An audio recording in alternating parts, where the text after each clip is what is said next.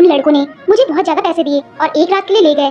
जब पांचों लड़कों ने मेरे जिस्म से अपनी हवस पूरी कर ली तो अचानक उनका छठा दोस्त भी आ गया, मगर वो जैसे ही कमरे में अंदर आया तो उसकी चीखें निकल गई, क्योंकि हालात इंसान को वह सब करने पर मजबूर कर देते हैं जिसके बारे में उसने कभी सोचा भी नहीं होता, या यूं कहे कि कभी कभी जरूरत से ज्यादा ख्वाहिशें इंसान को खत्म कर देती हैं।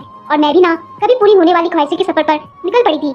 रात 12 बजे से उस छोटे से कमरे में बिस्तर पर पड़ी हुई थी और एक के बाद एक दूसरे लड़कों ने मुझे नोच डाला था। दर्द अपनी इंतहा पर था, लेकिन यह सब कुछ मैंने अपनी मर्जी से अपनाया था, ना ही जिसमें में उठने वाली दर्द भरी लहर का। दो ही लड़कों ने मेरा हाल ऐसा कर दिया था कि मेरा सारा तन जख्मी हो गया था। सोचकर ही मेरी आत्मा कांप रही थी कि और भी 3 लड़के मेरे साथ अपनी हवस पूरी करने आने वाले हैं और मुझे पूरी खुशी से उन्हें वक्त देना है। मैंने कभी सोचा भी नहीं था कि मेरी जिंदगी की कोई रात ऐसी भी होगी। यह सब मैं एक भारी कीमत के चलते कर रही थी, इसलिए पीछे हटने का कोई सवाल ही नहीं था। मेरी जिम्मेदारियों और मेरे घर वालों की ख्वाहिशों में मुझे उस रास्ते पे ले आई थी जहाँ मैंने एक ही रात में 5 लड़कों के साथ रात गुजारने की हामी भर ली थी। आम हालत में तो किसी लड़की के लिए ऐसा सोचना भी मुमकिन नहीं, लेकिन मैं जिस जगह खड़ी थी वहाँ मुझे यह फैसला करने में ज्यादा वक्त नहीं लगा था। वह सब सेहतमंद और तंदुरुस्त नौजवान थे जिनकी ताकत के आगे मैं कुछ भी नहीं थी। बिस्तर तक आने वाले दोनों नौजवानों ने ही लम्हों में मुझ पर काबू पाकर मुझे पूरी तरह अपनी हवस का निशाना बना लिया था। यह पहली दफा था जब मुझे किसी मर्द ने छुआ था। दूसरे लड़के के निकलते ही तीसरा लड़का भी कमरे में अंदर चला आया। मैंने एक गहरी सांस बाहर निकाली। मैं थोड़ा वक्त चाहती थी, लेकिन वह कहने लगा कि इतना वक्त नहीं है मेरे पास, बाहर उसके और भी दोस्त इंतजार में बैठे हैं। उसकी बात सुनकर मेरी आंखों से आंसू बह निकले। वह फौरन ही मेरे पास चला आया और मेरे आंसू को नजरअंदाज करता अपनी शिद्दतें मुझ पर बिखेरने लगा। मेरे तन में बर्दाश्त की शक्ति खत्म हो रही थी। मैं बार बार उसे खुद से दूर करने की कोशिश करती, लेकिन वह उतना ही मुझ पर हावी होने लगा। ऐसा लग रहा था जैसे उसे इस खेल में मजा आ रहा हो। मेरा धक्का देने पर वह पहले से भी ज्यादा जोश में मेरे करीब आता, इसलिए अब मैं उसे रोकने की गलती नहीं कर रही थी और खामोशी से खुद पर गुजरने वाली इस कयामत को बर्दाश्त कर रही थी। 1 घंटे तक वह अपनी प्यास बुझाता रहा और जाते जाते उसने अपने दांतों के निशान मेरी गर्दन पर छोड़ दिए और कहने लगा कि अगर इसे दोबारा मौका मिला तो वह मेरे साथ दोबारा वक्त जरूर गुजारने आएगा। उसके जाने के बाद मैंने एक निगाह अपने तन पर डाली तो मैं कांप गई। जिस्म का कोई हिस्सा ऐसा नहीं था जहाँ जख्म मौजूद ना हो। तीसरे नौजवान ने तो हद से ज्यादा मुझ पर जख्म कर मुझे जख्मी कर दिया था। जगह जगह उसके दांतों के निशान पड़ चुके हैं और फिर बचे उन 2 लड़कों ने भी 1-1 घंटा मुझे इसी तरह अपनी हवस का निशाना बनाए रखा। उन लोगों को मुझ पर जरा भी रहम नहीं आया था, और आता भी क्यों। उन्होंने एक बड़ी रकम के बदले मेरी एक रात खरीदी थी। वह तो अपना अपना हिस्सा वसूल कर रहे थे और यह एक रात मेरी जिंदगी की काली घनी रात बन गई थी। मेरा हाल ऐसा था कि मुझे कुछ होश ही नहीं रहा था। मैं खुद से करवट बदलने की काबिल भी नहीं रही थी। आहिस्ता आहिस्ता तकलीफ से मेरी आंखें बंद होने लगी थी और तभी ही उन लड़कों ने मुझे बताया कि उनका एक छठा दोस्त भी आ गया है।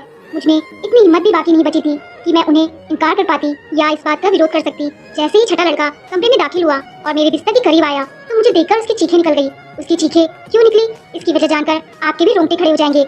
मेरा नाम मधु है और मेरी उम्र सिर्फ 22 साल थी। मैंने ग्रेजुएशन कर रखी थी, लेकिन आज के दौर में ग्रेजुएशन कुछ भी नहीं होती। लोग बीएड करके भी डिग्रियां हाथों में लिए सड़कों की धूल समेट रहे होते हैं। इस बात का सही तरीके से अंदाजा मुझे उस वक्त हुआ जब मैं नौकरी की तलाश के लिए निकली। हर कंपनी के आगे नौजवानों की एक बड़ी सी लाइन लगी होती है जो अपनी बारी के इंतजार में थे। ऐसे में मुझ जैसी लड़की को नौकरी कहाँ मिल सकती थी जिसके पास ना ही तजुर्बा था और ना ही कोई बड़ी डिग्री। मगर नौकरी ढूंढना मेरी सबसे बड़ी जरूरत बन चुकी थी, क्योंकि बाबा के स्वर्गवास ने हमारी कमर तोड़ दी थी। बाबा घर में एक अकेले ही कमाने वाले थे और हम 3 बहनें बिन ब्याही घर में मौजूद थी। मेरी बड़ी बहन पढ़ी लिखी नहीं थी, इसलिए कमाने की जिम्मेदारी उसके बजाय मेरे कंधों पर आ गई थी।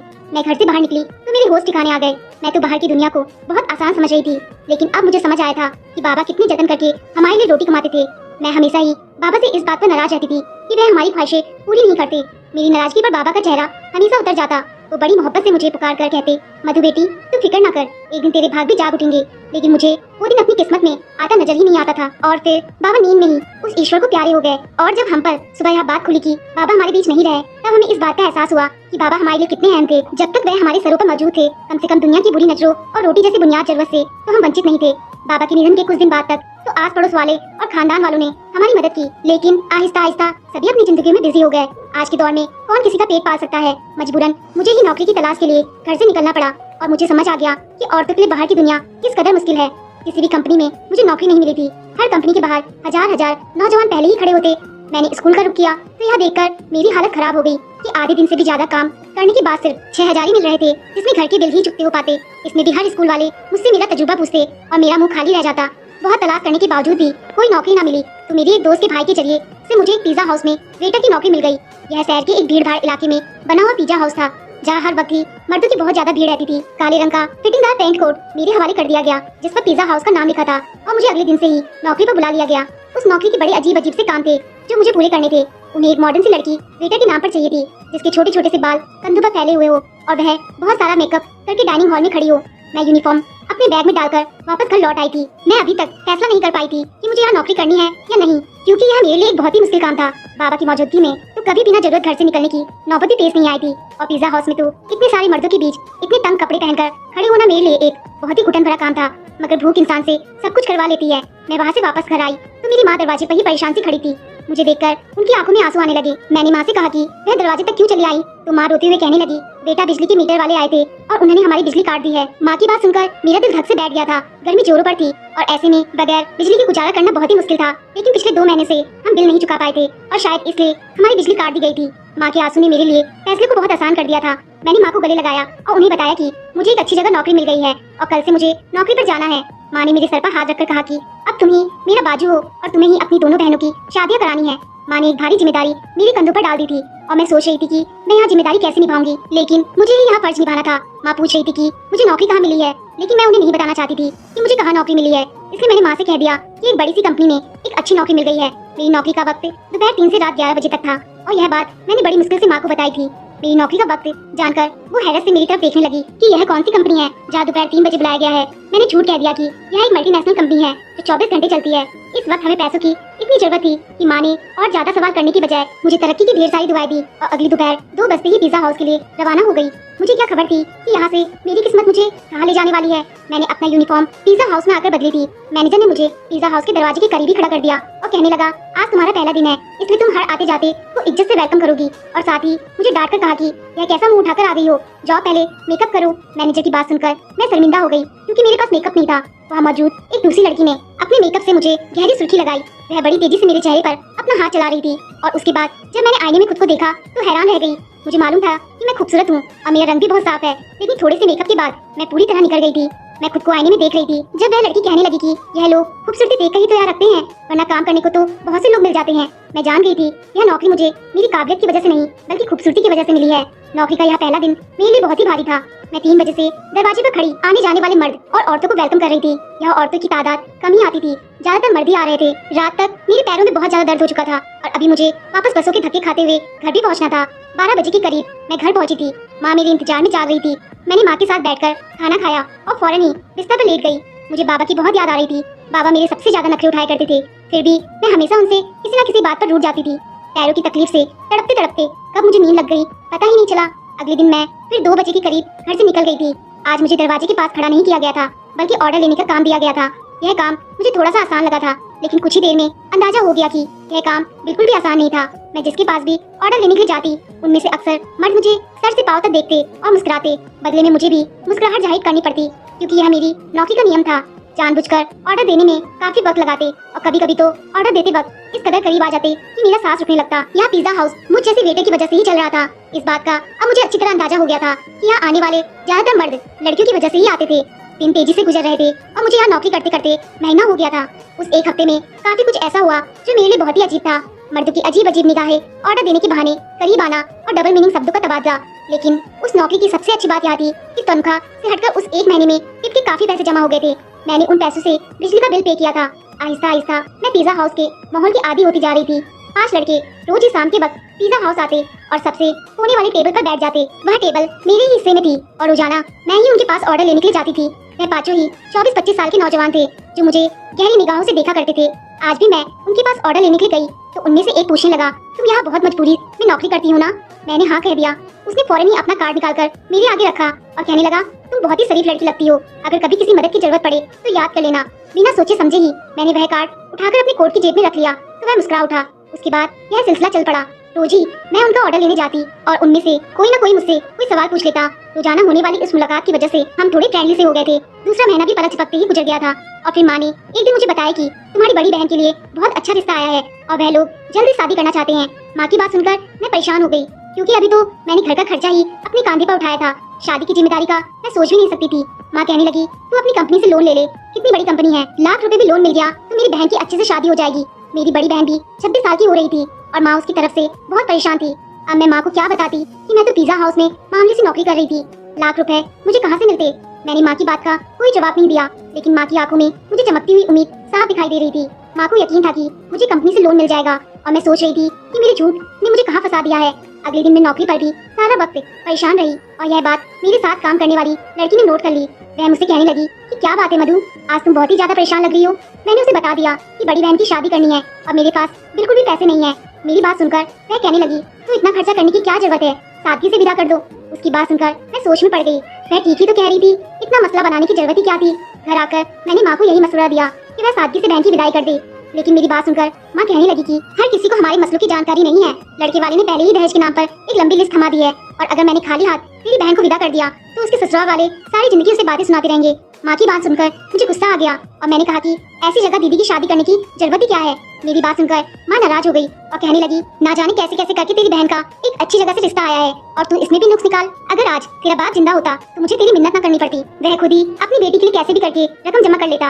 माँ की आंखों में आंसू आ गए थे और उनकी बात ने मेरे दिल को दुखा दिया था। वह ठीक ही कह रही थी, अगर बाबा जिंदा होते तो वह किसी भी तरह पैसा जमा कर लेते। मैंने माँ को गले लगा लिया और उनसे वादा कर लिया कि मैं जल्दी पैसों का इंतजाम कर लूंगी।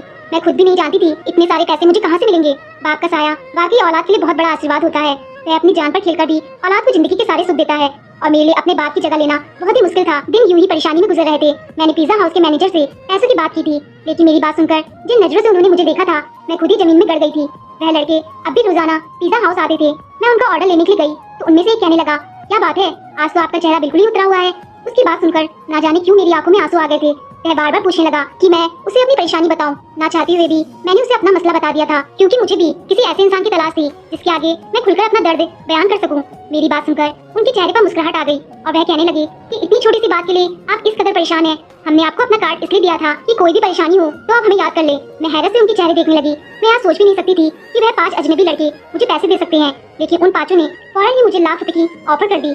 मैं उनकी तरफ देख रही थी। वह कहने लगे 1 लाख रुपए देना उनके लिए कोई बड़ी बात नहीं है, लेकिन मुझे भी उनके कुछ काम आना होगा। उनकी बात सुनकर मैं ठिठक गई। उन लड़कों को मुझसे क्या काम हो सकता था, यह बात समझने में मुझे ज्यादा देर न लगी थी। मैंने फौरन ही घबराकर कहा कि मैं एक शरीफ घराने से संबंध रखती हूँ और मैं कोई गलत काम नहीं कर सकती। वह हंसकर कहने लगे कि हमने सिर्फ पेशकश की है, कबूल करना या ना करना आपकी मर्जी है, लेकिन आज के दौर में 1 लाख आपको कोई भी नहीं देगा, चाहे वह आपका करीबी रिश्तेदार ही क्यों ना हो। बात तो उनकी भी बिल्कुल ठीक थी, लेकिन मैं अपनी इज्जत गिरवी रखकर लाख रुपए हासिल नहीं करना चाहती थी, इसलिए मैंने उन्हें साफ इनकार कर दिया। मैं हालत से पूरी तरह थक चुकी थी और ऐसे ही थकी हारी जब लौटकर घर आई तो मेरी माँ और बहन मेरे इंतजार में थी। माँ ने बताया कि दीदी के ससुराल वाले 1 महीने बाद ही शादी की बात कर रहे हैं और वह दीदी के साथ साथ छोटी को भी अपने छोटे बेटे के लिए लेना चाहते हैं। इसी तरह एक खर्चे में दोनों शादियां हो जाएंगी। छोटी के रिश्ते का सुनकर जहाँ मुझे खुशी हुई थी, वही 1 महीने का वक्त सुनकर मेरी जान निकल गई थी। पैसों का कोई इंतजाम न हो सका था और माँ मुझसे उम्मीदें बांधी बैठी थी। मैंने एक नजर अपनी दीदी के चेहरे पर डाली, जहाँ बहुत समय बाद खुशी की रकम नजर आ रही थी। मैं भी दीदी के ससुराल वालों से मिली थी। वह लोग वाकई बहुत अच्छे लोग थे, लेकिन आज के दौर में शादी और बगैर दहेज के कौन दुल्हन विदा करवाता है। वह भी इसी समाज में रहने वाले थे। मैं अपनी बहनों की खुशी को हमेशा कायम देखना चाहती थी। मैंने माँ से कहा कि आप शादी की तारीख पक्की कर दे, पैसों का इंतजाम हो जाएगा। मेरी बात सुनकर तो घर में खुशी की लहर दौड़ गई थी, मगर वह लोग इस बात से बेखबर थे कि ये खुशी उन्हें मेरी आबरू की बर्बादी के बदले हासिल होने वाली थी। अगले दिन मैंने उन 5 लड़कों से हामी भर ली। वो मुस्कुराकर कहने लगे कि हम जानते थे कि आप जरूर मान जाएंगी। उन 5 ने एक रात के लिए मुझे अपने साथ ले जाने की बात की थी। मैंने माँ को बता दिया कि साल के आखिर की वजह से कंपनी में काम बहुत ज्यादा है और मुझे एक रात कंपनी में ही गुजारना होगी। कंपनी ने मेरा लोन मंजूर कर लिया है, इसलिए मैं उनकी बात मानने पर मजबूर हूँ।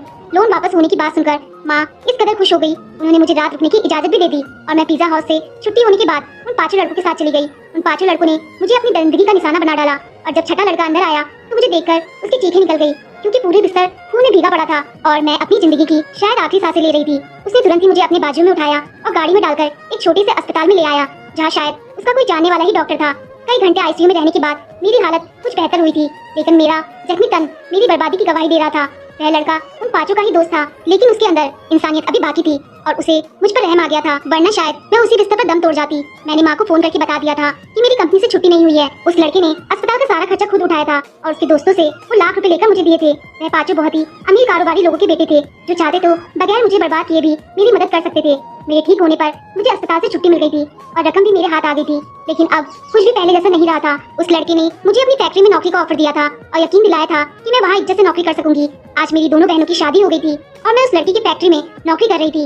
एक बात मैं अच्छी तरह जान गई थी कि आज के इस दौर में बगैर किसी मतलब के मदद करने वाले लोगों की गिनती ना होने के बराबर है। हमेशा नौकरी करने वाली लड़कियों को इज्जत की नजर से देखे, क्योंकि वह बहुत ही मजबूरी की हालत में अपने घरों से निकलती हैं, चाहे फिर वह तंग कपड़े पहनकर किसी पिज्जा हाउस के दरवाजे पर ही क्यों ना खड़ी हो। दोस्तों, आपको कहानी पसंद आई हो तो लाइक शेयर और कमेंट जरूर करें और चैनल पर नए आए हैं तो चैनल को सब्सक्राइब करना ना भूलें। धन्यवाद।